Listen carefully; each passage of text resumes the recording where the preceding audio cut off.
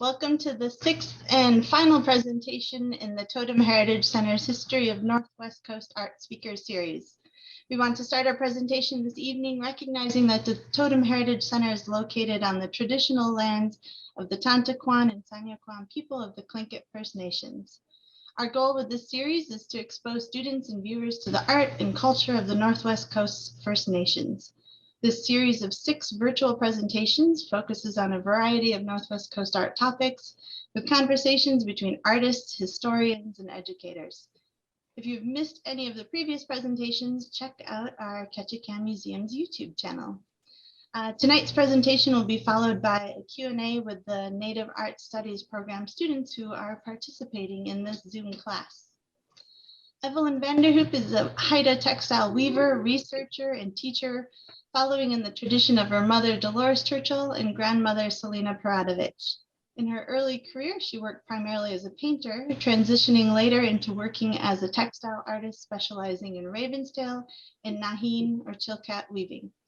She studied watercolor painting in Europe, and one of her paintings was chosen by the United States Postal Service for a stamp to commemorate Native American dance.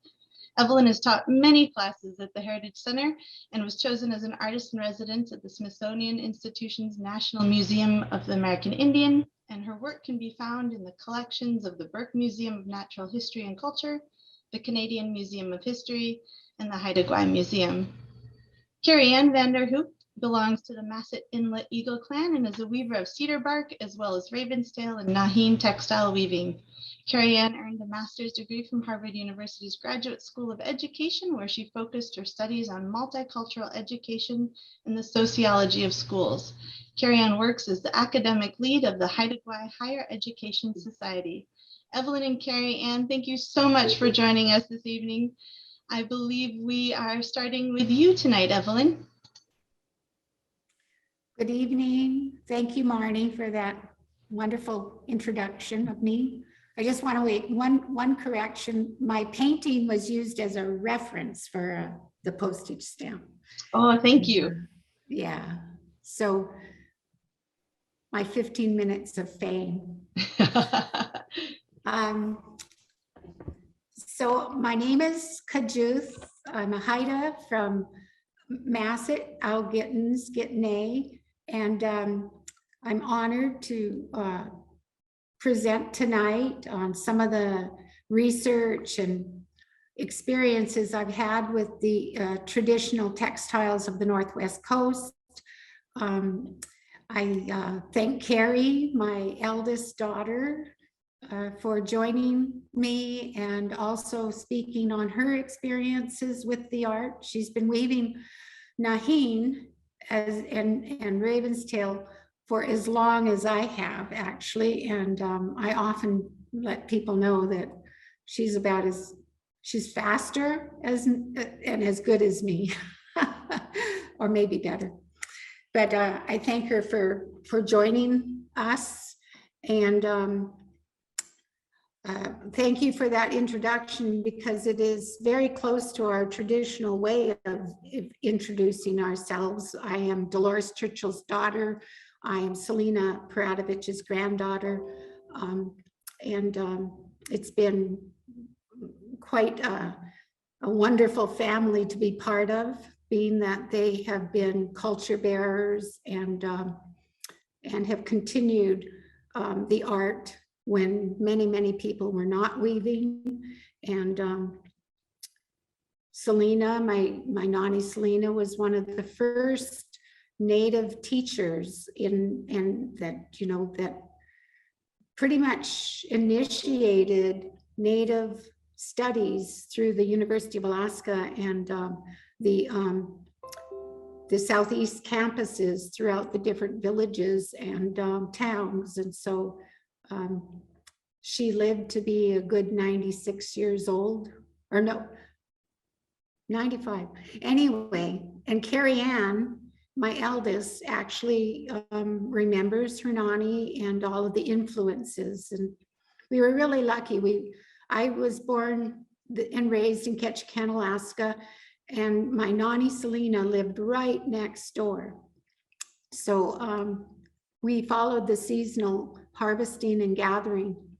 So that was quite an experience to have her in my life. And Carrie Ann will talk later about her experiences in the family. But I'd like to start out talking about the historical history of the Naheen weaving and the mountain goat raven's tail weaving. I know that when I first wanted to learn, my mom was hesitant in teaching me because there were so many political problems as far as picking up this very complex art, because for the longest time, many people would say this is Chilkat. And of course, the Chilkat people are up north and they weave Chilkat. But the Tlingits do share the name, the indigenous name for this art, and that is Naheen. So both the Haidas and the Tlingits use this word for this very special art. And we also, all three of the northern Northwest people wove the raven's tail. And each one of our groups, the Tsimshian, the Tlingits, and the Haidas, all have special names for that raven's tail textile. And in our Haida name, it translates to say sky robes. So our sky robes were really, really special to the Haidas. In my research, there was an early ethnologist to Haida Gwaii who took down our stories. And so in one of the stories, it talked about our sky robes and how this man, he wanted to wrestle the cloud people.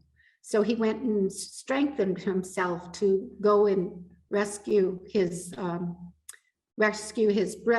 brothers who had been taken by the cloud people. So he wrestled this strong man and he beat him finally. And the strong man said, "You go home, your mother has something for you." So he goes back to his home and his mother said, "Yes, I do have something for you." And so she goes to a big box and she takes out 2 sky robes and she says, "I had this made for you when you were in my womb." And so then she handed him the sky robes. And then the sky robes were part of the story about rescuing his siblings from the cloud people. So that's just one example of how I have, what things I have found in our oral histories about how important our robes were. And so another important thing, especially with the sky robes and the mountain goat, the pure mountain goat robes, when a Haida was born, they would wrap the baby in mountain goat wool. And when a person passed, he laid in state and was covered with a white mountain goat robe. And so mountain goat robes, both the sky robes and the Naheen robes, were important to our culture, the Haidas. And a lot of people will say, well, the Haidas don't have mountain goat on their island. Well, the thing is that Vancouver Island, Reveladero Island, and all of the islands that are off the coast did not have mountain goat. I think in the 1900s, hunters wanted to hunt mountain goat on those islands, and so they peppered them. They put them there. But traditionally, all of the islands off of the coast did not have mountain goat. It was the mainland people that we had to trade with. So all of the island people along Southeast Alaska, with their culture, the mountain goat garments were very, very important.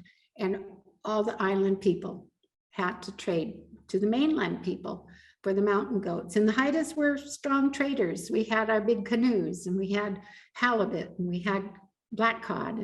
we had seaweed. We had lots of things on our island that the mainland people wanted. And so we'd go over there and we traded. So that is how the Haidas got their mountain goat, by trade. And I've been researching this forever. And so I don't want people to just take my word or to believe my opinion, because it's not an opinion. And so I've been working for the last 2 decades on proving this through going through the oral histories, going through Vancouver's journal, going through Cook's journal, going through early fur traders' journals. And it's been just fun. It's been just, I just love researching and just putting myself in those, my ancestors' canoes, and seeing through the eyes of the fur traders what they saw. But then with my own cultural knowledge, I can read between the lines too, you know, so it's been just lots of fun. And I hope that students feel comfortable later to ask me stories and questions about the history, because I've really spent a lot of time studying these things. So I thought Carrie Ann has a lot of stories about being in this family of ours. You know, I like I said earlier, that I'm just really honored to be part of the family, and to have had my Nani Selena and my mother, and also my sisters. I mean, I started late, actually. My sister April, she studied with my Nani Selena, and she has the amazing ability to weave those gorgeous spruce root hats and exquisite baskets. One of her baskets, I think, is at the MEP, the Metropolitan Museum of Art in New York. She's got a basket that Robert Davidson painted, so it was a collaboration, and it now is on the Museum Mile in New York.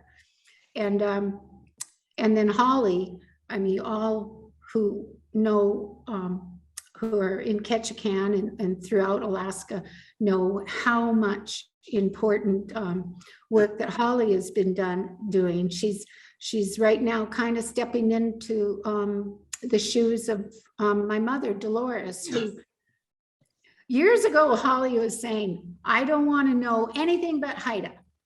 And recently I've noticed, you know, she's gradually taking in my mother's footsteps in knowing the Tlingit way of weaving and knowing the Tsimshian way of weaving, and even the Aleutians. She's really been expanding, and she's been teaching, and so she is taking up that legacy for the spruce roots and the cedar bark. And it's just, I arrived late. I got a degree in psychology and a studio art minor. And so that took a while, and then I got married.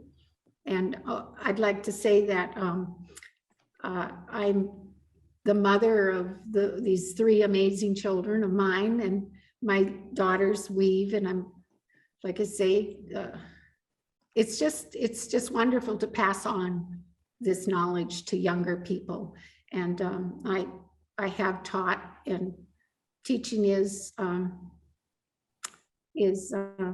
not rewarded very much, but it's rewarding to know that this knowledge has helped many people ground themselves in culture and in tradition, and it changes people's lives. And so it's wonderful to be a teacher.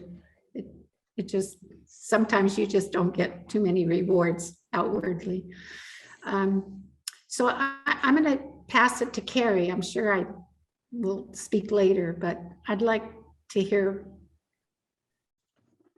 the things that she would like to say. First of all, Carrie, that weaving behind you of the slough, where did you find? She's got my paintings behind her. It's over there in Ketchikan, across from Cape Fox on that side. And this is the Delcathla Slough in Tlingit Masset on that side. Oh, And, great, because I've been wondering where that painting was. I'm glad to see it. But what was there before was the painting that she had spoke about that was referenced for the stamp. And now I feel bad for moving that one. It's just now in my entranceway. And it's her painting my favorite raven. And I love that one. But this one is more similar in size too. So now I have great big, I'm so lucky. Like Mom was talking about being so lucky to be part of the family. I'm so lucky that my family's so talented. I just get to showcase their art everywhere. But I really like that painting because also different from a lot of the other paintings, it has like this no glare glass, which is quite fancy, I must say. So I'm happy, and it's only been up for a couple of days because it was in my office. Okay. So Kinoas Hinudi Kiang, my Haida name is Kinoas, Carrie and Vanderhoop. I'm the Indigenous and Community Initiatives Manager for the Haida Gwaii Institute. And we partner with the Faculty of Forestry at UBC to offer semester programs here on Haida Gwaii, and now online courses as well, and professional development programs. So my day job is that I work in mostly like working with the Haida Gwaii Institute team and instructors and community members, creating programs and offering courses and semesters here on Haida Gwaii and online. So more in the academic arena, but I'm always happy to share and speaking with my mom. And every time I listen to her, I'm learning all the time because she has such an extensive knowledge, and she's such an important Haida scholar in our community. And part of my work is bringing in community educators to classrooms to speak to students, just like we're doing today. Generally, I'm behind the scenes, and my mom is doing all the sharing. So I'm honored to be here, and I'm happy to have a little bit of time sharing my experience in weaving. Like my mom said, I have been just about weaving the textiles as long as she has, but definitely don't have nearly as much experience. When I graduated from my undergraduate degree at UMass Amherst, I knew right away, like I had known that I wanted to learn how to weave. When I was doing my degree, my mom and Nani were in Masset, in Old Masset, weaving the first raven's tail robe that had been woven in that community for over 200 years. And when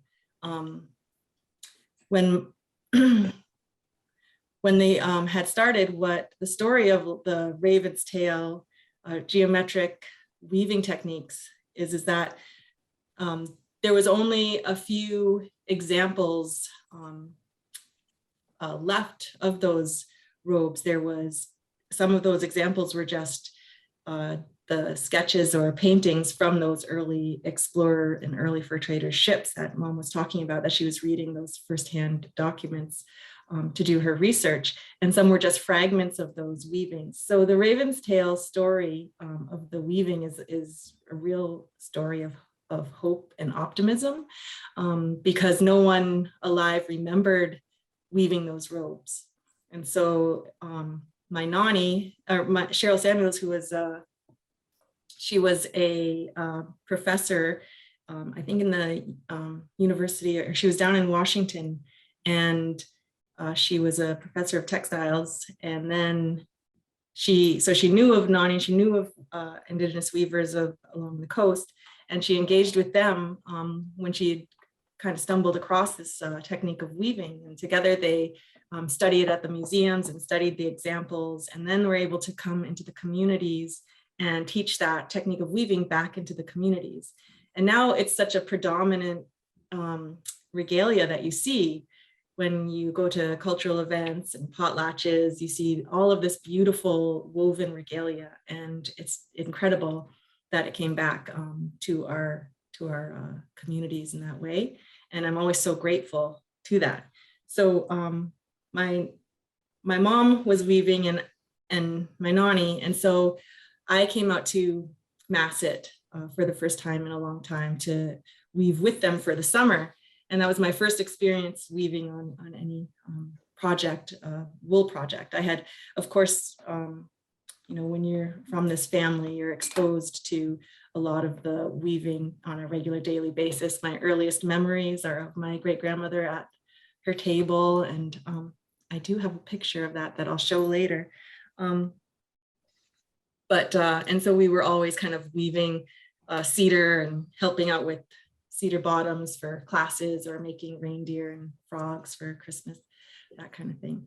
But so after weaving the Raven's Tail robe with them, I just knew I wanted to weave and learn how to weave. And I've heard my nanny talk about weaving as if it's like falling in love, because you just get so excited about it. And so that feeling of just loving what you do and knowing that you're carrying on important knowledge and practice, and you're carrying it on for your children and future generations, it's quite a profound feeling. So I feel fortunate to be part of the family and to be a weaver.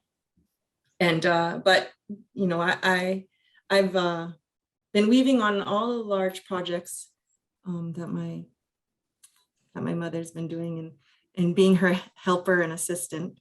I'm going to share my screen, and hopefully this works, so that you guys can see some images. Close this up.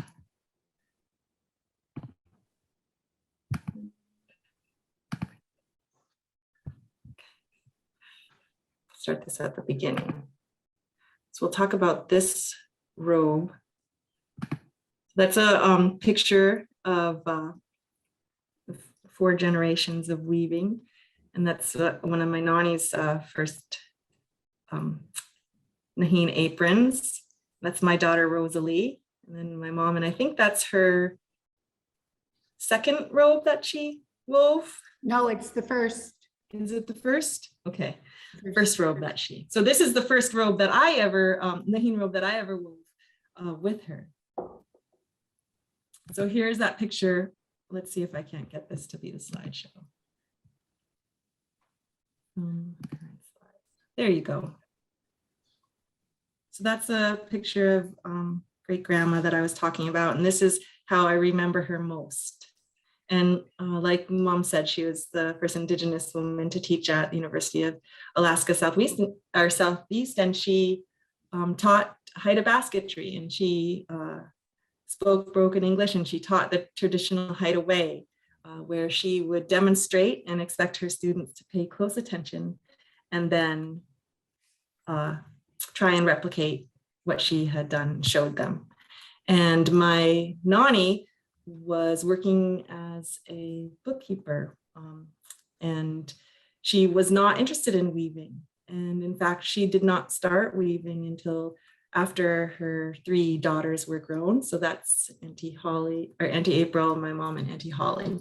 And so also I always feel like, that it's never too late to switch up careers and become famous world traveler, jet setter, and live out your days like just weaving and learning.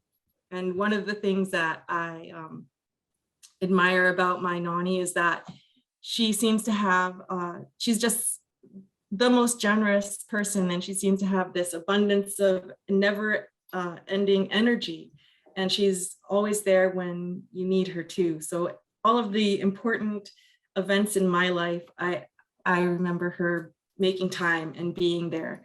Times when I have started a project, that she would be there and be there for us. And so I think that, I've been lucky to be part of all of my mom's projects, and I think she's also been part of a lot of them too, even if it's just, sharing herself for a short while. But most of our projects are intergenerational. So here you see there's Tiffany, and she's pregnant, and at that time she's pregnant with Novella, her third daughter, who you'll see in a future picture as well. But I think that, when my Nani started weaving, and she took a class with great grandma Selena, she actually paid for the class so that she got to stay there and learn. The reason why is because great grandma had refused to teach her. And I'm sure if you've listened to her talk a few times, you might have heard the story. And that she wanted to turn her away because she never learned before, but my Nani was persistent. And then she would travel with great grandma to all the different villages where great grandma was teaching. And then she would visit the elders, and she eventually learned how to weave the different techniques of those villages from those elders. And she retained that knowledge and has been able to share throughout her life. But I feel like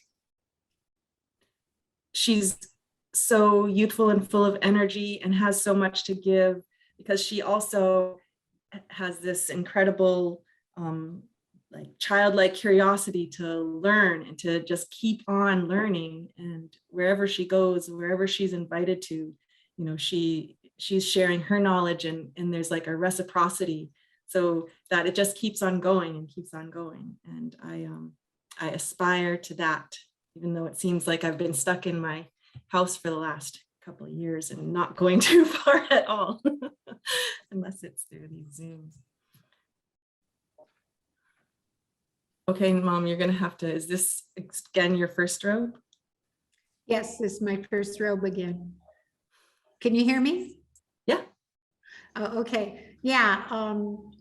I finished this, and then I received that fellowship with the Smithsonian, and so I had to go and get professional photos taken so that they could, put it on their announcements and their PR material. And so this is one of my robes, and I must have been between marriages because I got the one finger up. Anyway, yes, it's been a great journey. So yes, it's a picture of her dancing slightly, and you can see the way that the fringe is moving at the bottom. It's quite beautiful. The robe is a replication, so of a museum, of a robe that I studied at the museum, or the American Museum of Natural History in New York, and they're doing the grand hall over. And I just recently got contacted by that museum, and they're going to publish and put on their new signage at that hall. They're going to have a portrait of our family that Hall Anderson had taken. So we're going to be in the grand hall.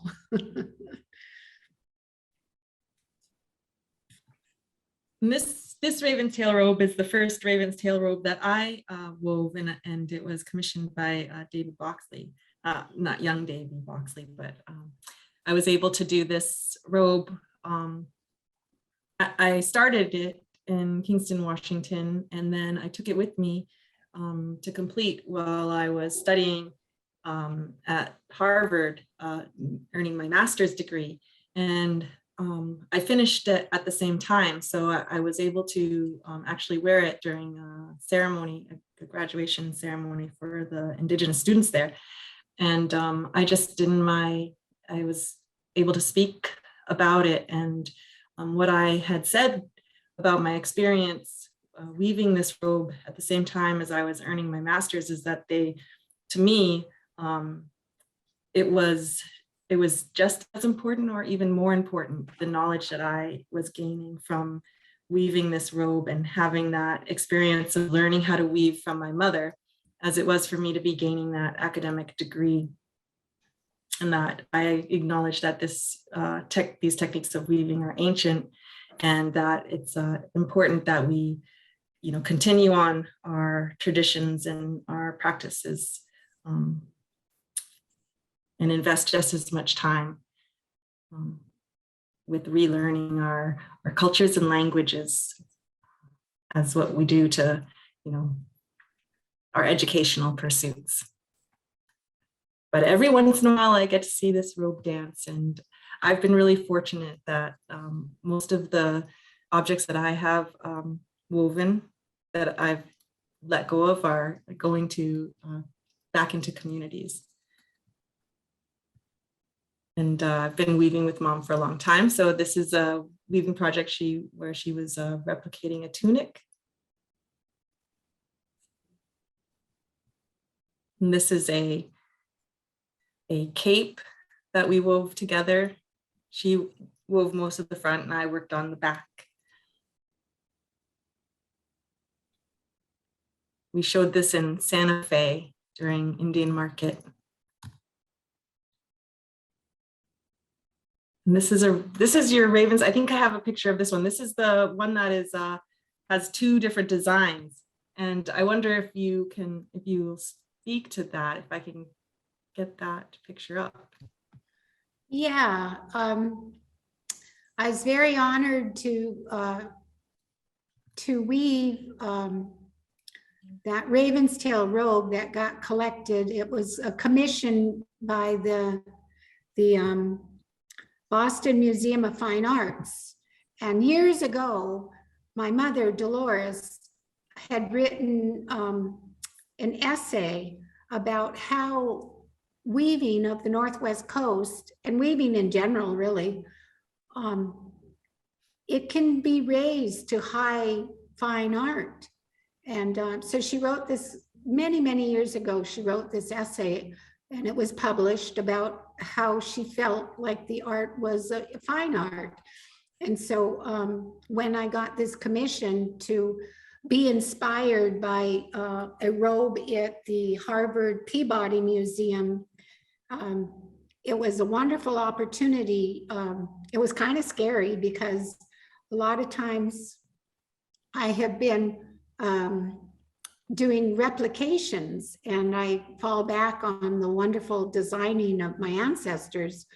And so to do this robe and have the freedom, the artistic freedom to be inspired by an ancient robe that my mother and I don't know, Carrie, if you've been up there in the archives studying this robe, at the Swift, it's the Swift robe at the Harvard Peabody Museum, and then to have the freedom to take my artistic license and be inspired by it and come up with the patterns that I did. It was a wonderful experience, and I felt like I was doing something that my mother has been hoping, that this art will always be considered a fine art when you really get the craft of your art and then you go beyond the craft with the creativity.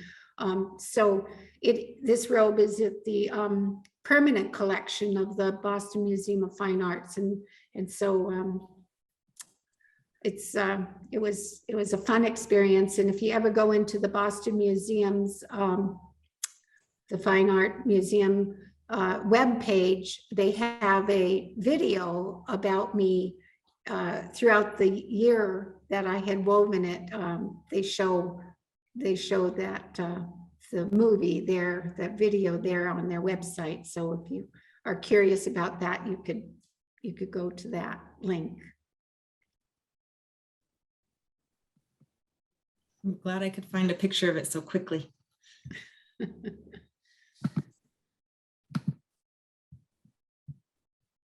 Okay. Share my screen, go back to the slideshow.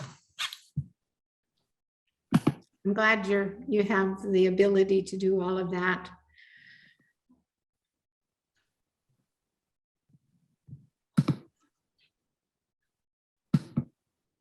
Uh-oh, I did something wrong.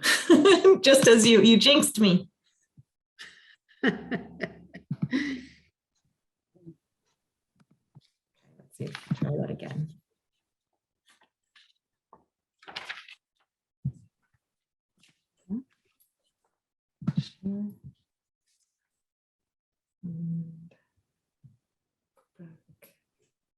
Where was I?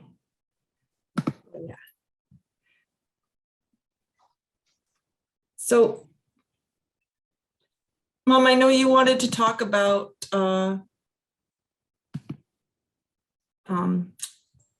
your mom and Cheryl Samuel. Yeah.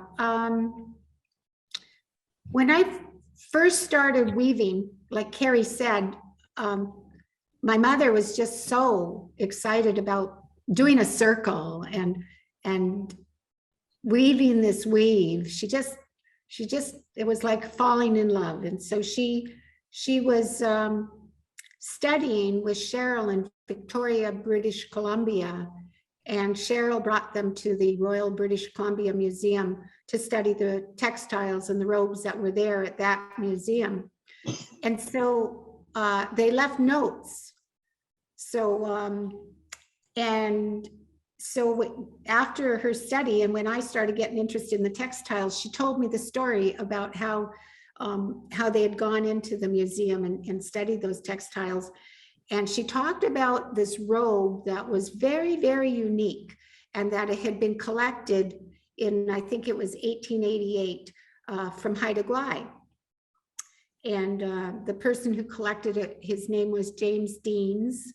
And so it had good provenance. It had good collection information, which is very rare. Like these early robes, the fur traders and the curio seekers, they'd collect these things at the turn of the century, and then they wouldn't, or they didn't even know who they were buying it from, or they, so a lot of these early robes were not, don't have real good collection information, but this robe did. And it was definitely collected in Haida Gwaii in a very early time. And it was very unique, my mother said.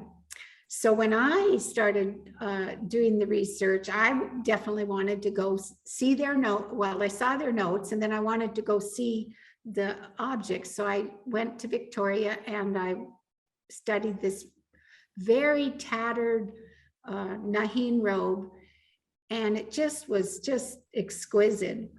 And so I really wanted to replicate it, because there was no way it was ever going to get out of its drawer. It just is so tattered. And so for a few years, I knew I wanted to do that robe. And it was a time when I hadn't had a commission, and I was like, okay, I'm going to write to a grant source. I'm going to somehow, no matter what, I'm going to weave that robe. And then the University of Washington invited me to go and be on their sailboat trip that would go to the different southern villages in Haida Gwaii. So I went on that trip, and Robin Wright made a presentation of my weaving to the people there. And so a couple came up and said, we'd like to commission you. And I said, well, I'll give you a good guy price if you let me do this robe that I've been wanting to do. And they liked that.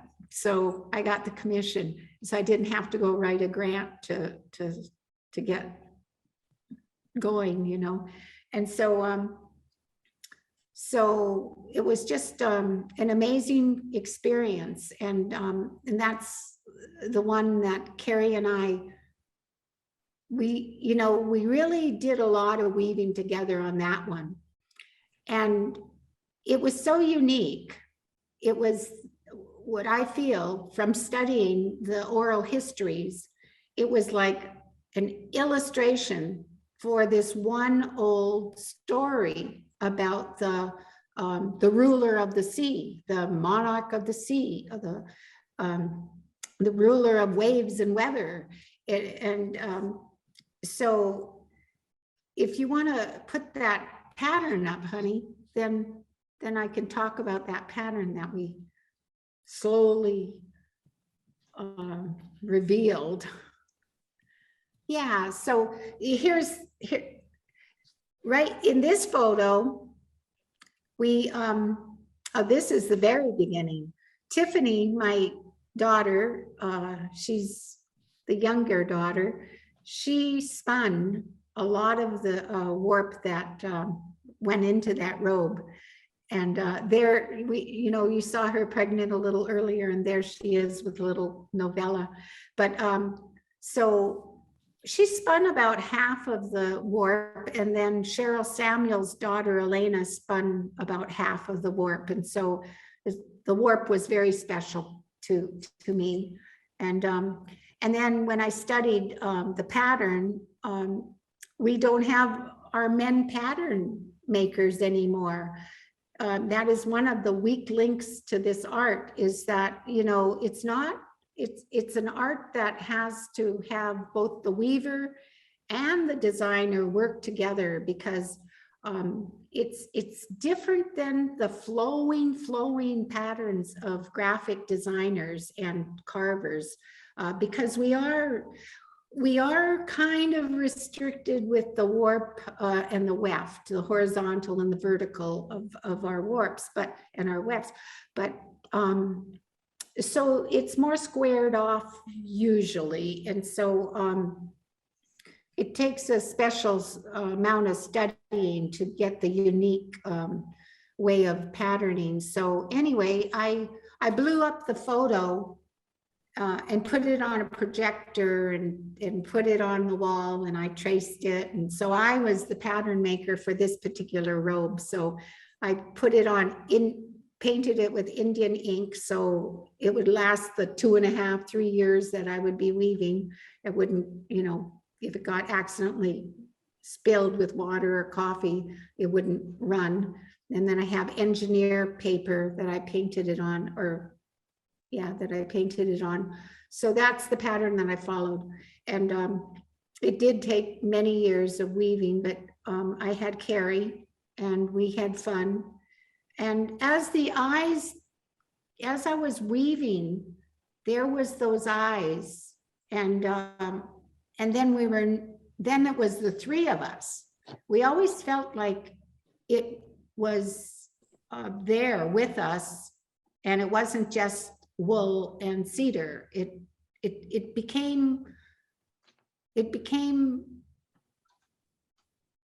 an entity. It was real, like the Velveteen Rabbit. You spend so much time with this, and we just really enjoyed, as every pattern came out, we just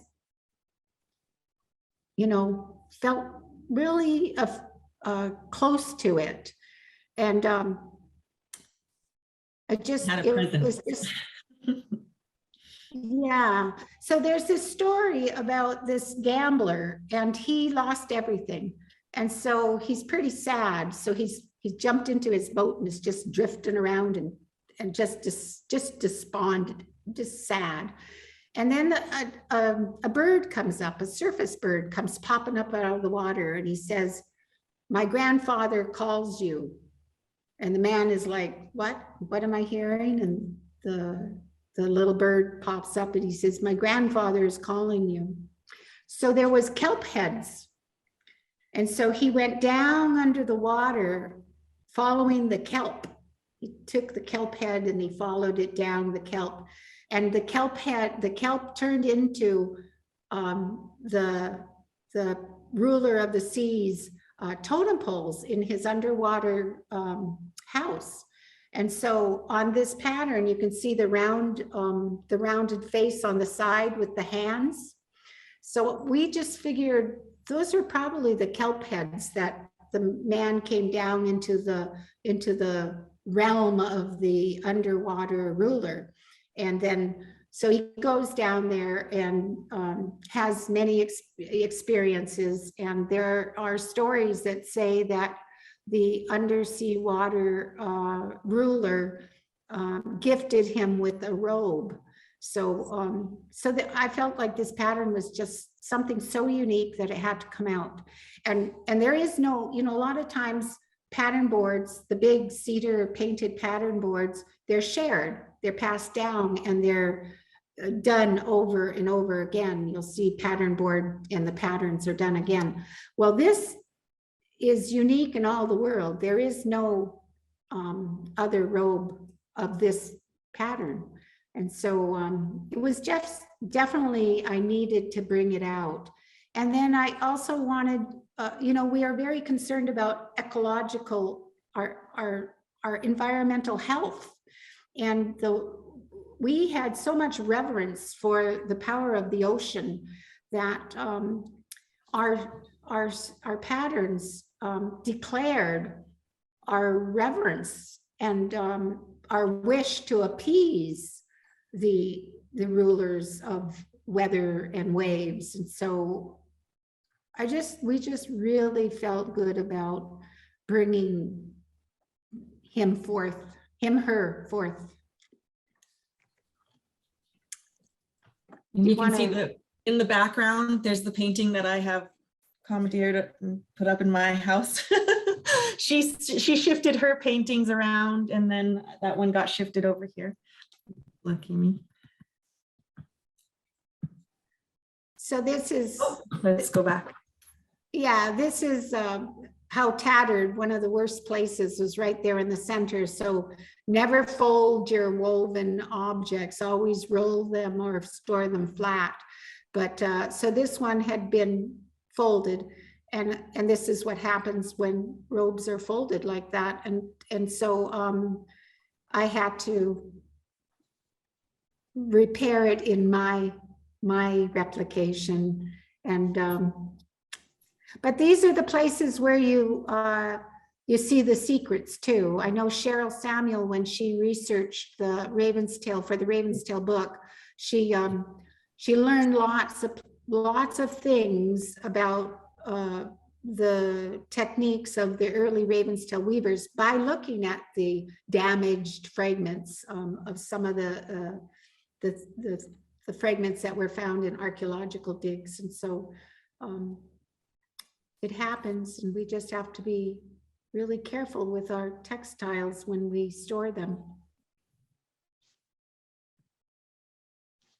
So here's what I was doing at that area that had been so damaged.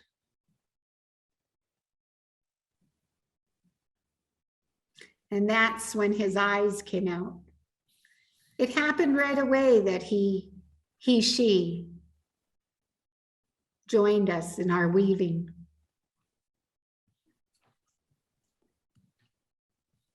And this is a picture of my daughter Rosalie, who, and this is right when Mom, because she's joining us from the Baja, Los Barriles, Mexico. Lucky her. She spends a great deal of the more stormier, colder months of Haida Gwaii down in beautiful, sunny Mexico. And this is a picture of the robe coming back after her spending several months over there. And we unfolded it and laid it out to try and get it to be flattened and rasped that way. And that's Rosalie, who's just right in there, putting it in her mouth. And it's in 2015. And I just love this picture just because, like I said, all of these weavings are so intergenerational, and our children have grown up watching us and being around and just absorbing the practice, and you just never realize how much of an impact that it has.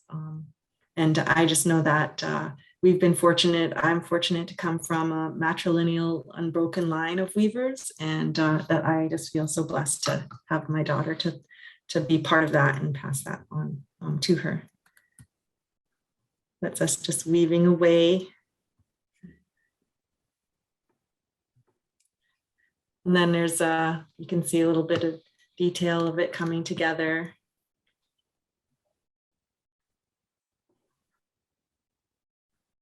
they say you can never leave those eyes unfinished.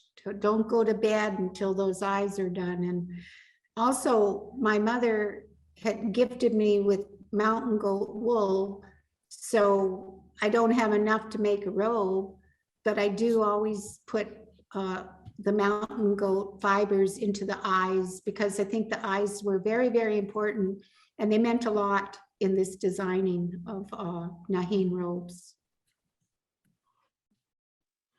Yeah, generally, when you're done weaving, you would put a cover over the robe, and so we just put a sheet over it, and then when you're back to the loom, you take that sheet off, and it was always so like powerful to every time you go back to unveil that and then just see all of that. And like we said, this robe in particular had such a strong presence, and you could just feel the power from it, from the design, and it was incredible.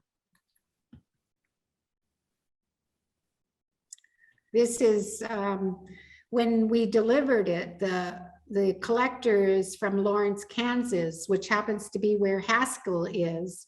And so the Stellas, the people who now own this robe, they're very generous, kind people. And so they brought my mother, myself. They would have brought Carrie, but Carrie had previous commitments. And then they also brought Gloria Burns so that we could dance. And Gloria is such that she fills the room with her singing and her energy. And so, so they made connections with the University of Kansas, and we made a presentation there. But we also made sure that we went to Haskell. And so this is the cultural center in the Haskell school. And so we also went to some classrooms there at Haskell, and we saw the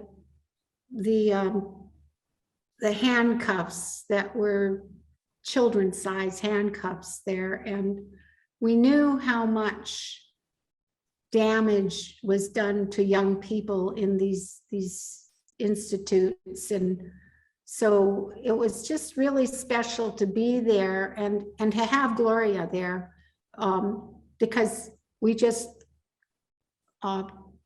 filled a big room with good energy and really paid homage to the children who had been hurt by this institution. And it was good to see that their cultural center recognizes that history and faces it clearly.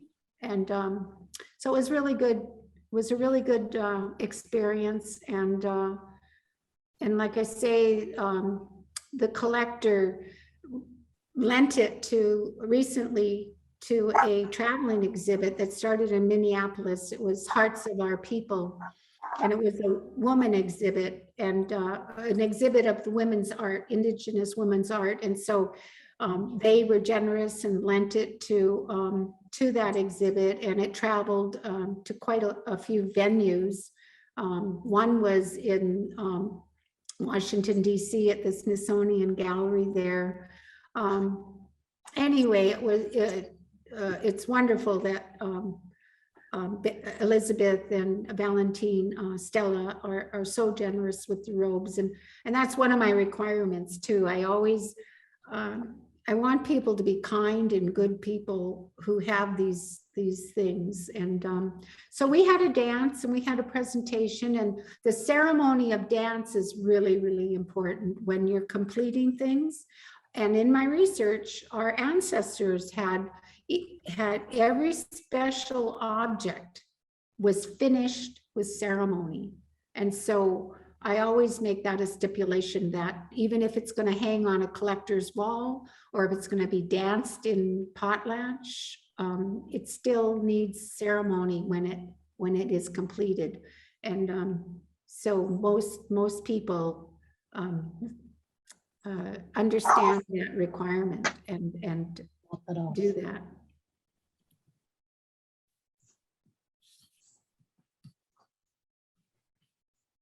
There I'm at that in Washington, D.C.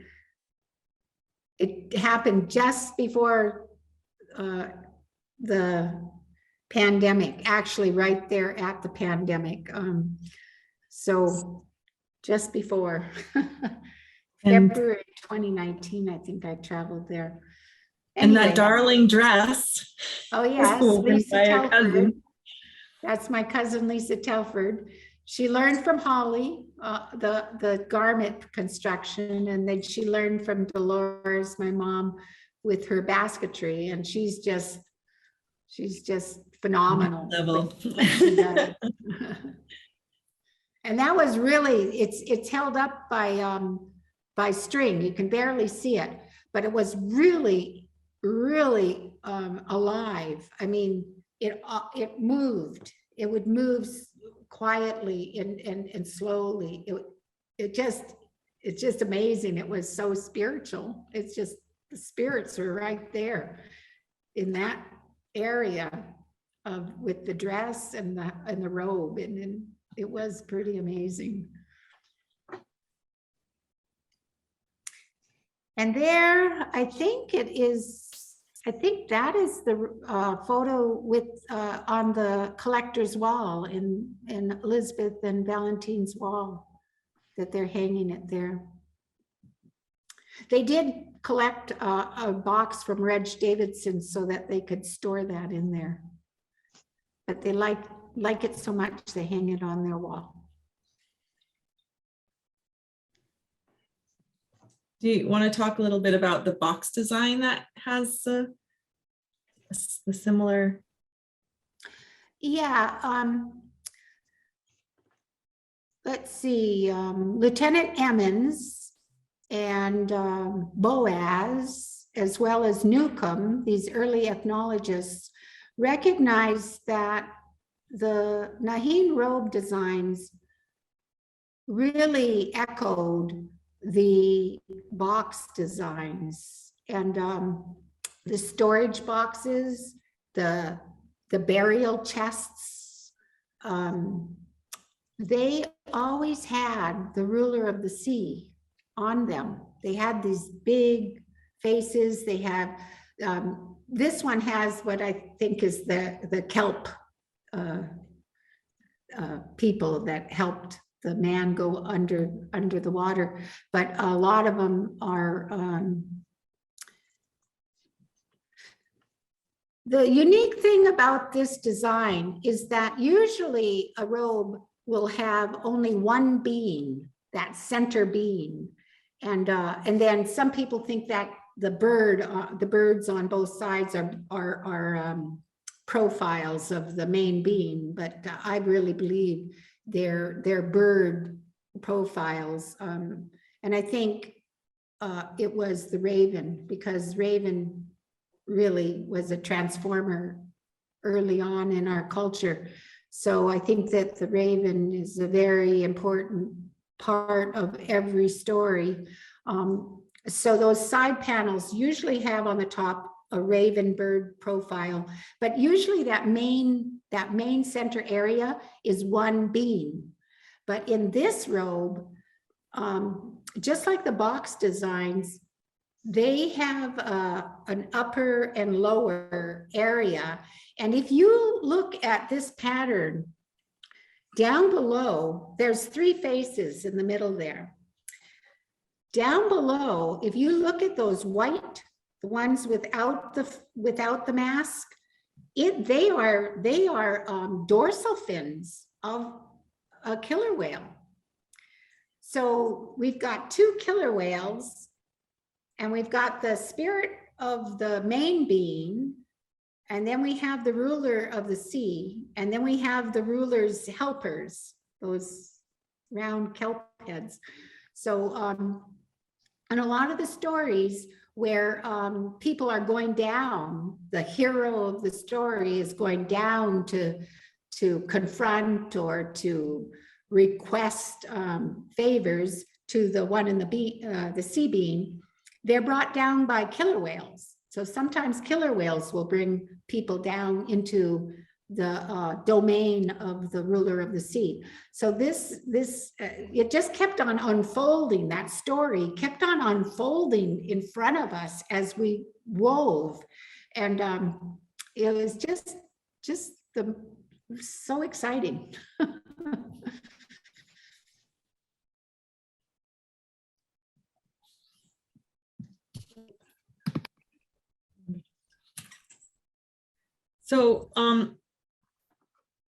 So yeah, since then, and I think Mom spoke, this is I've been recently trying to incorporate more time weaving into my life and busy life. And one of the ways that I've been able to do that actually is because since the pandemic, we've transitioned our courses online and our meetings online and attending workshops and meetings and then more meetings.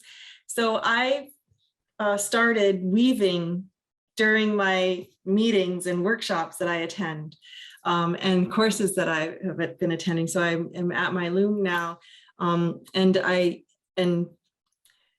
it's really, in my experience, has added some value and some learning to these work areas and virtual workspaces. So I've been able to talk a little bit more about the weaving, and I've been productive, and it actually makes my day a lot happier. But so I've been doing my own projects on my own, and this is a project Mom talked about, the designing.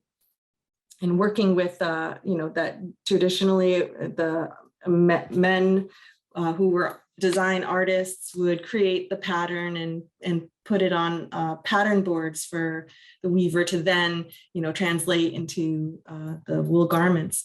And so with this design here, I did a really rough design because I am not a designer. Like I'm not a painter like my mom.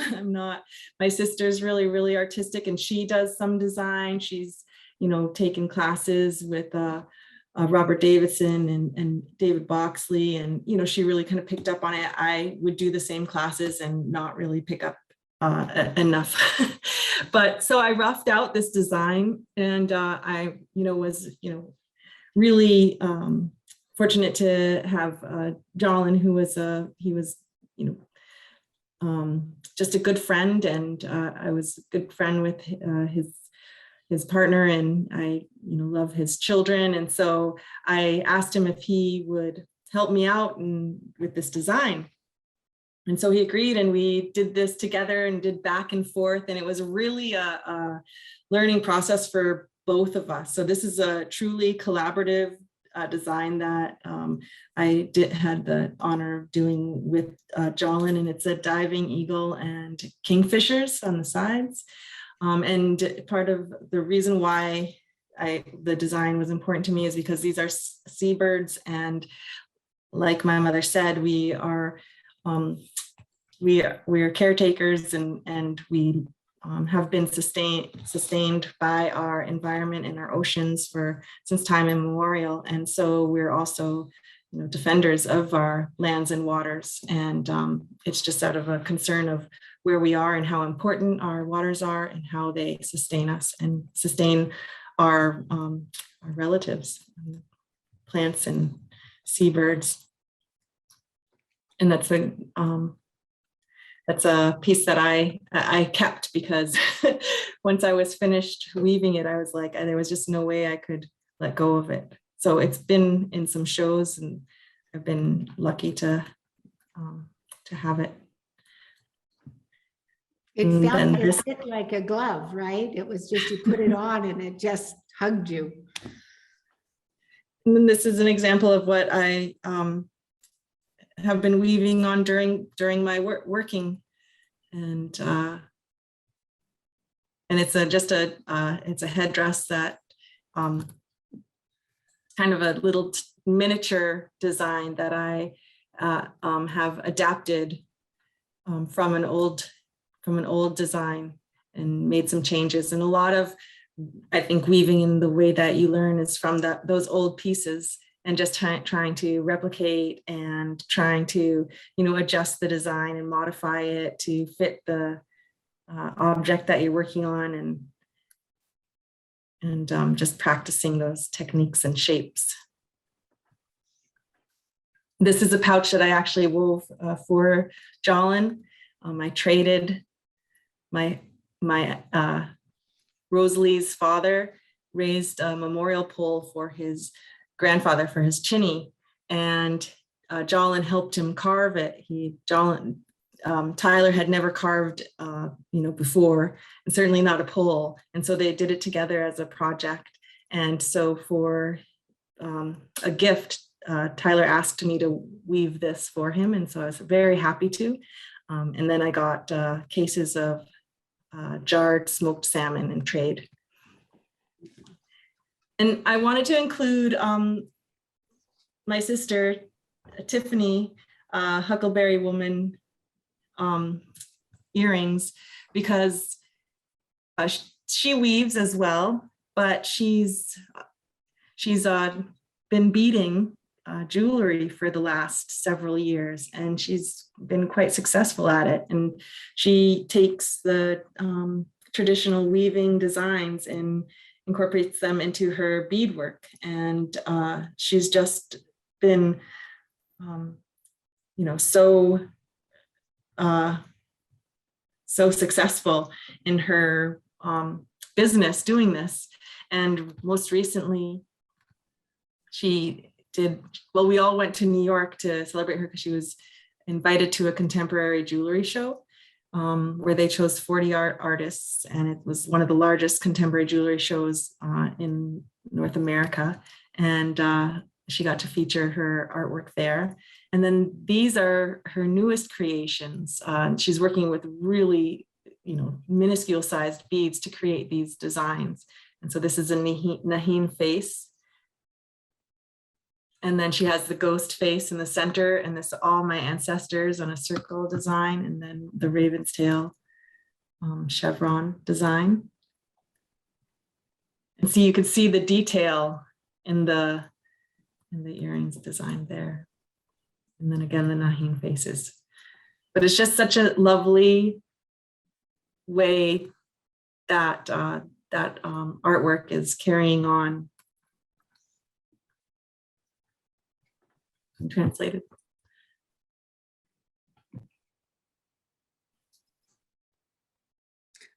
Have we, I think it's time for questions and answers.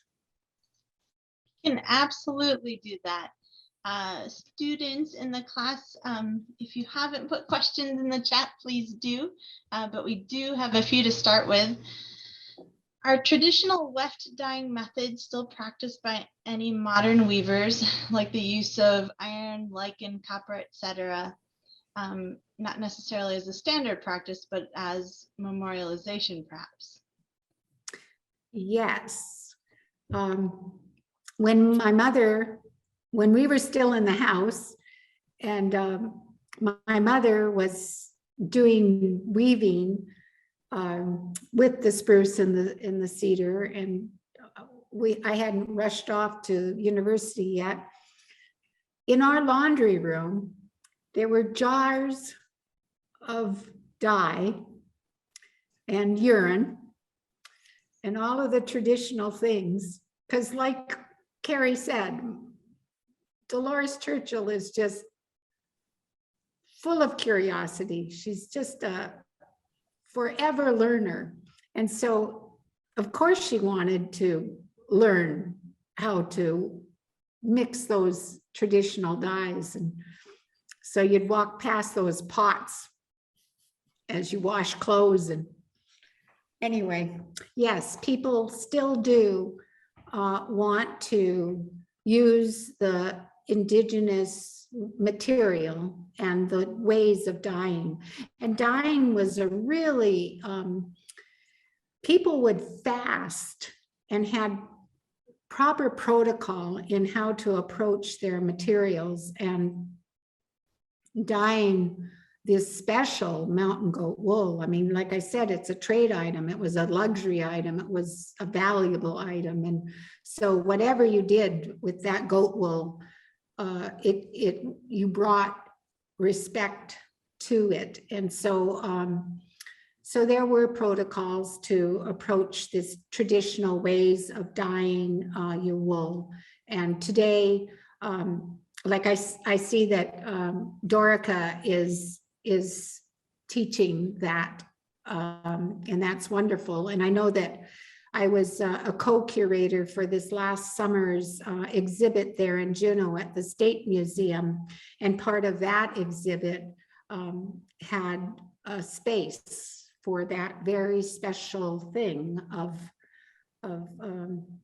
respecting our material, respecting our plants, and using them in this very spiritual, powerful textiles. We literally have hemlock and alder bark simmering right now. So you mentioned protocol, and you talked about completing the eyes before going to bed earlier. Is there other specific weaving etiquette you are willing to share? Yes, Carrie mentioned how you should cover your work, and of course it keeps the dust out, but it also keeps the energy in, and it's not, it gives you rest, because if you leave it open, it has its energy, and it's part of your environment, that energy. And so if you want to rest and not have it bug you, I mean, there is a story, the Haidas have a story where this man is looking for, he's looking for a person who had been taken into this other village. So he goes into the village, he's wearing 2 yellow cedar robes that make him invisible. So he walks into this house, and on the side of the upper tier of the house is a lady who's weaving a robe, and the robe speaks. And what it says is, when is my other eye going to be done? When is my other eye going to be done? That's like one of my favorite stories. I mean, this robe is talking, this robe is speaking, and it's impatient. It wants to get done. Anyway, so you cover your robe, not just to keep your dust out, but to let each other have your own energy when you're not there weaving it. So also wash your hands, because this has got to, it takes a couple of years to do, and you don't want it to be messy with anything that's unclean. So wash your hands. And I always like to center myself, and before I approach my weaving, I want to just take a few deep breaths and center myself and make sure that I'm approaching it with all the positivity I can approach. If something is bad happening in my life, if I'm worried about something, or if I woke up ill, I'm not going to approach my weaving, because I don't want that energy in my weaving. And when I go studying in museums, I've studied at many museums that have big collections of these robes. So I'm pulling out drawers and looking at these robes. The energy just comes up at you. And if you ever thigh spin your own warp, you're putting the energy, that's kinetic energy. That's energy that's it's put in your warps, and it stays there. And so these robes, these old robes that you study in museums and you see dancing up with the Chilkat and the Northern Tlinkits that have kept their robes in their treasure holdings and possessions, they all have that energy of our ancestors that they have. We're not just talking, hoity-toity or anything like that. That is our ancestors' energy is right there. And you feel it. It's not pie in the sky. It's real. We had a student ask, the student is reading the texts of, and I'm sorry if I do not pronounce this right, is it Skay? The philosophical ontology of the indigenous people of the Northwest Coast is apparent through the first part of their long form poem. They're wondering if this way of seeing and interpreting the world is also present in the textile art that is used here. Could you repeat that? Sure, yes. He said he's reading the text of Skay, the philosophical. Sky? Is it Sky? Okay. Is it an oral history that was taken down by Swanton? Yes, yes. Okay. The philosophical ontology of the indigenous people of the Northwest Coast is apparent through the first part of the long form poem. The student is wondering if this ontology, or this way of seeing and interpreting the world, is also present in the textile art that is used here.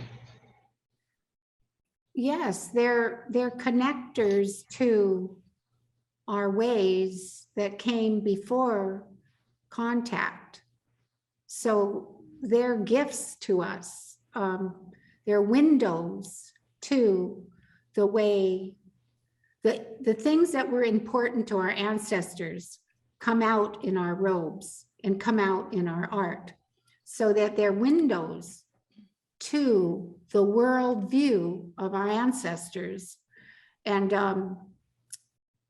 you don't have to delve deep like I do to recognize that these are objects to remember our traditions and our ancestors' worldview. Yes.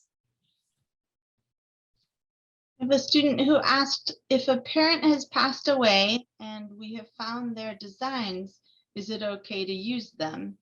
And what if we want to keep it traditional but alter it slightly to fit something different? You know, I've been listening to other speakers in this series, and thank you very much, Totem Heritage Center, to have these interviews. But one of the most interesting person who spoke in this series was David Boxley. And I had the honor to be in David's life in his formative years. And he's just a wonderful person. But he spoke very elegantly about how we are now. And if you really understand the basics of this visual language that we have, then you've got those basics and you can move forward. So if I had an ancestor who passed and who had a design, those ancestors want you to move forward. And so they've left this to you, even if they didn't specifically say, this is yours, go use it. Even though they didn't say that, they brought that art to their level. And now it is our responsibility to move it forward. And it's just that you need your basics. You need to be comfortable and knowledgeable, not only about the shapes, but about why. Why is that pattern there? Like a lot of times people say, oh, this is just a filler. This is just something that fills the space in a good way. No, we used every inch of the format. And a lot of these, what they call space holders, I have now known that some of those designs are feathers. Why are the feathers on our robes? Why is that a feather pattern? Well, in my research, we greeted the outsiders by giving forward feathers And those feathers meant peace. They meant, I'm coming here in peace. I'm giving you respect. Those robes are used in greeting ceremonies. They're used in chief's dances. And these are part of ceremonies of welcoming. So there is no space holders. The designs always mean something. Tying to what you're speaking about, a student says, I've seen a lot of weavers expanding their colors outside of the traditional colors, herself included. As a traditional Chilkat, Nahin, or Ravenstail weaver, are there any specific colors you should not use, or that you recommend not using, or you should only use as a status? Well, I think that if you're doing a replication or doing a conventionalized robe, like the diving whale, which I'm doing right here, is a baleen whale. And there are other whale patterns that the baleen whale was not a crest whale, crest robe. It was a luxury trade item, just like the coppers were. And so they don't have crests on them. So you can trade with them. But I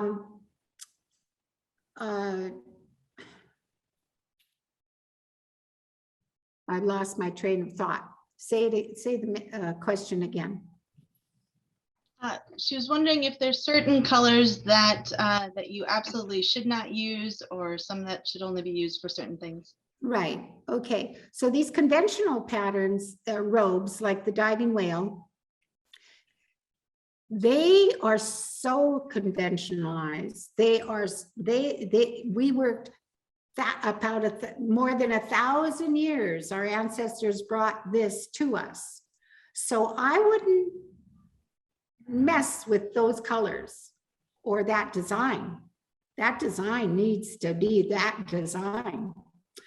But I just love to see the Ravenstail weavers when they get jazzy with their colors, because just like the carvers using the power tools, we get to have fun with what's out there available to us.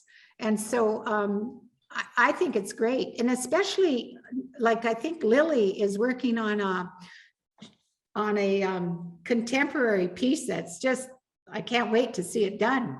But she's using brown and just different colors. And it's a Nahin robe.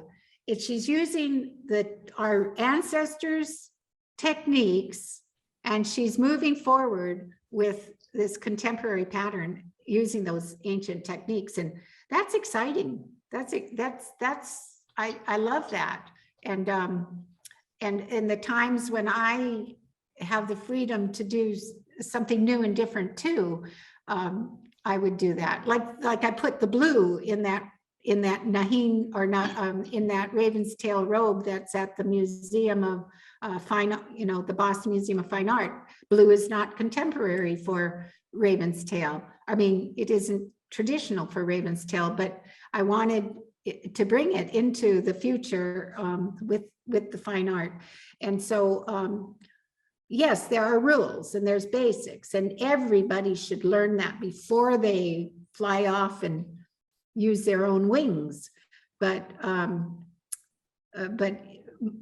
more power to you when you can get creative using your traditional textile techniques. And yeah, I'm all for that. In regards to you doing your own pattern board design, Steve Brown has been doing pattern board design classes to help weavers. Do you think they have been helpful, or what more can be done to get design help, do you think? I think that Steve has been in the business and working with different weavers, and that's where he gained his information, working with weavers. So, and also his knowledge with the box designs and with carving and the history that he's been involved in for so long. So I'm glad that in fact, I really wish I could have taken his class, because I've taken his form line classes. I've taken form line classes with Nathan, and I've taken form line classes with Steve. So I know his teaching methods and stuff, but he wasn't teaching this kind of designing back then. And so he knows what he knows as far as this special weaving pattern designing, working with weavers. And so he's taken the time to learn, and I'm really grateful that he would do that. Question for both of you. Do you have a preference for your warp to be a certain percentage of wool to cedar bark? Does this change depending on what type of garment it will be used for, such as a pouch or collar versus a robe or leggings? I know that one time when Carrie was doing her robe years and years ago, she asked me to order the warp from the warp bank, and I ordered 12 EPI.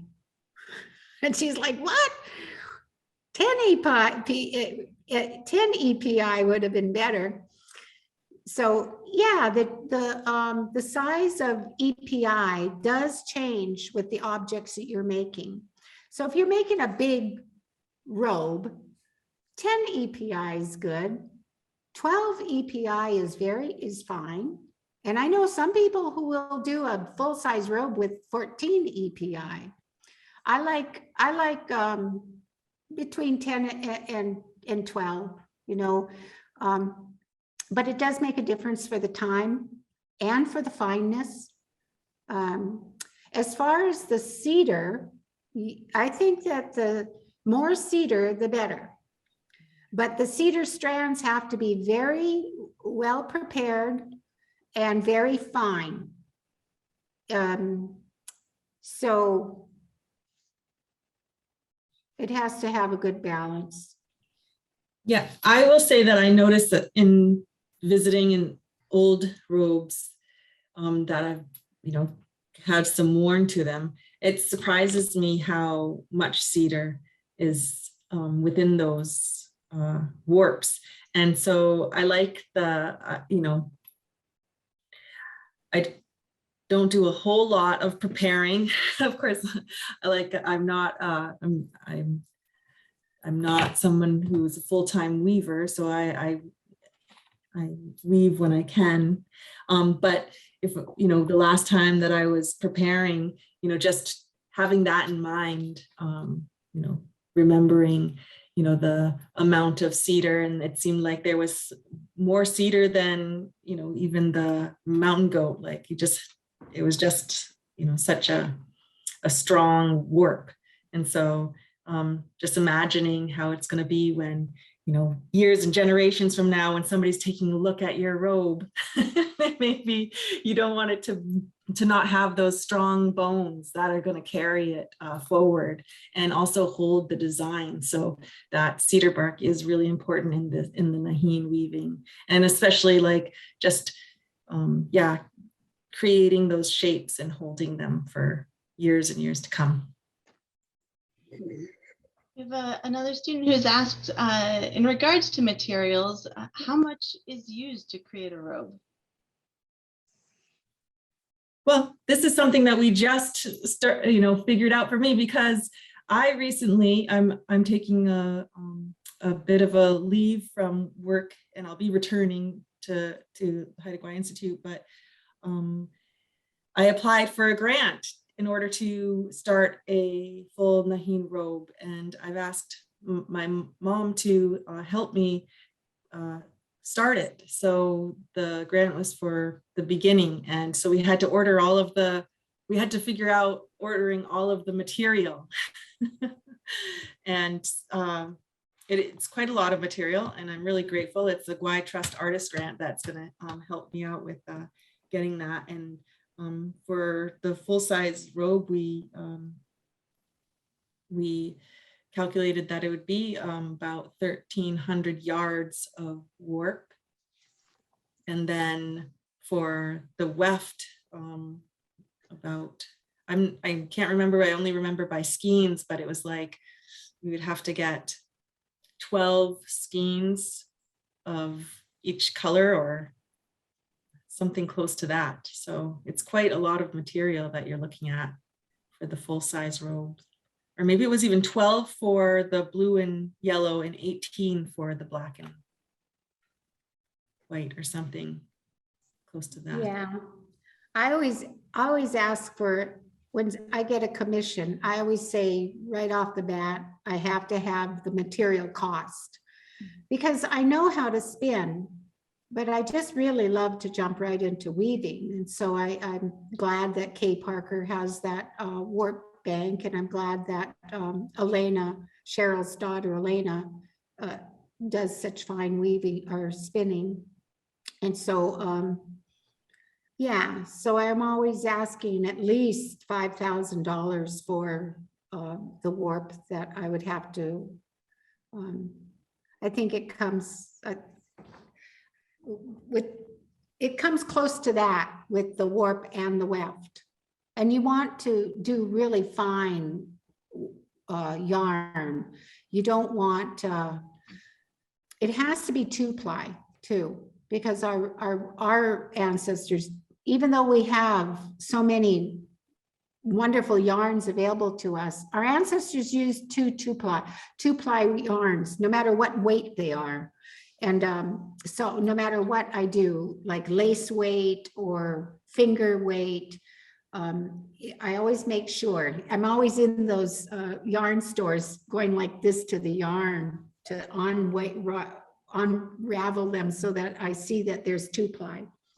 But it does make a difference, the yarn that you use, because if you're using the wrong ply or the wrong twists, it's gonna come undone as you're weaving. So there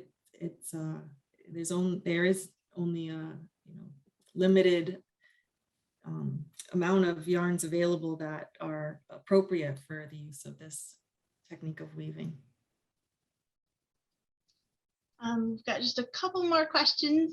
How were the designers related to the weavers traditionally?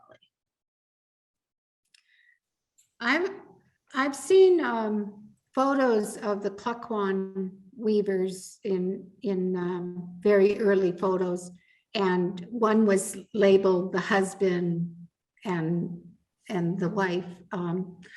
But in the old days, fine artists, carvers, weavers, they were hired outside of their even their village. These people got famous, they got well known. And so I know there's a lot of there's evidence that Tsimshian carvers went up to Cape Fox and wove or carved a totem for another group of people. And it was very prestigious to have, to pay a lot and to have this person come from afar to do their art. And I think it was the same with a good, famous weaver. If you made your name with your weaving, you were commissioned, not just by your own chiefs and your own clan people, you could be commissioned out of your village. And a lot of times, these things could be woven in seclusion too. They were so powerful and spiritual that they often were held in seclusion. And then when it came out in a feast or a potlatch ceremony, then it was a big surprise. It was like something that, was purposely brought out in ceremony, and no one knew it was coming. So, so I think that the designer, the weaver, depended on a dependable designer, that even if they weren't married, they were working together to create the commission.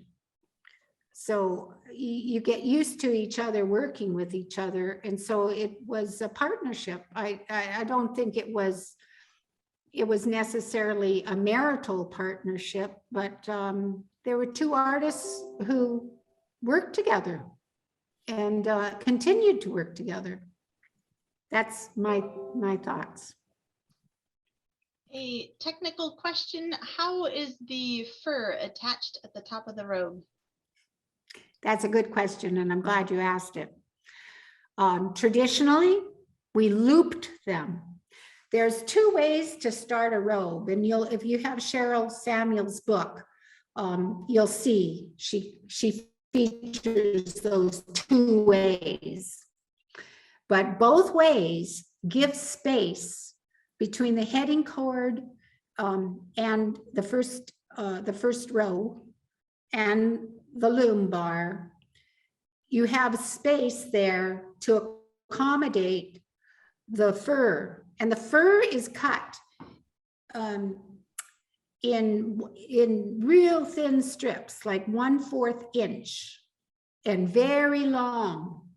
I've finally figured out how to really get my cuts into really long strips.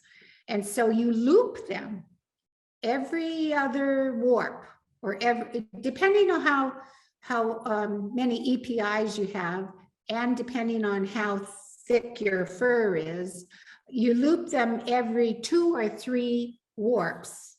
Now, some people who have not been demonstrated that currently, there's some contemporary weavers who take a wider strip, as long as it can be, and then they fold it over that top.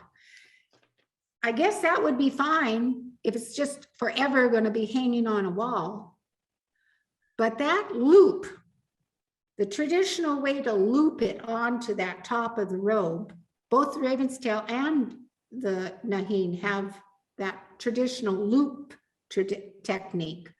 And that gives the dancers freedom. You know, we're dancing vigorously sometimes, and that your neck and everything is moving. So that looped thing doesn't give any pull to any threads.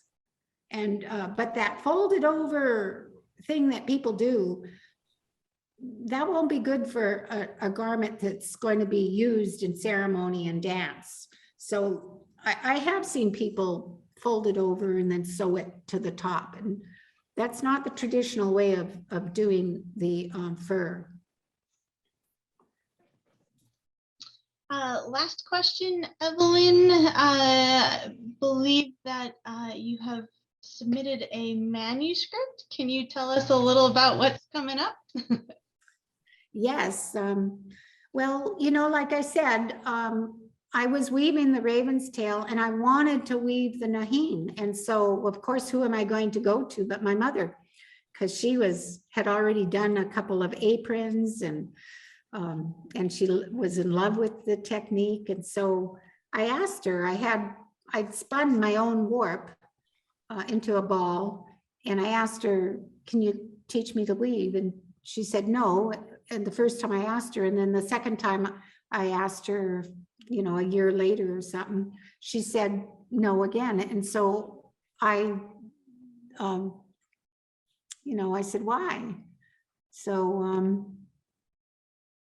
it just is a technique that I wanted to weave, but she felt like I'd get a lot of trouble with the northern Tlingits. So, but I told her, I said, no, I've been doing some research, and I'm pretty sure the Haidas were traditional weavers of this art. And so I convinced her to help me learn, as well as Cheryl. Cheryl Samuels is one of my major teachers too. And so, yeah. Did that answer the question? Your book. Yeah, we were curious what's coming or what's happening with the book. Oh, right. So then, of course, I had to prove it. She has two books actually that she's been working on. Two. One is the nonfiction about the history of Haida garmentry, and the other one is a historical fiction. Oh, wonderful. That's exciting. And they're both finished. But I don't have I don't have somebody to encourage me with the fiction one, but I believe that I'm going to be brought through the whole publication activity with the University of Washington, with the Bill Holm Center. They have a publication entity that I'm hoping that I'll work with them editing and polishing it. Perfect. That's wonderful. We look forward to that. Well, thank you so much. We'll wrap things up. But Evelyn and Carrie, thank you so much for your time and sharing your knowledge with us this evening. And this is the final presentation of this season's History of Northwest Coast Art Speaker Series. So I did want to do just a big thank you to all the speakers and presenters that we've had over the last few months.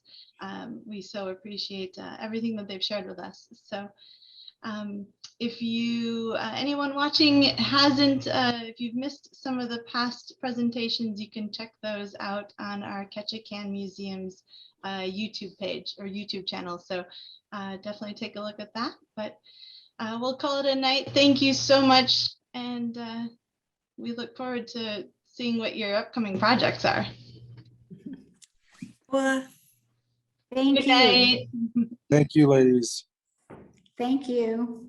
Thank you.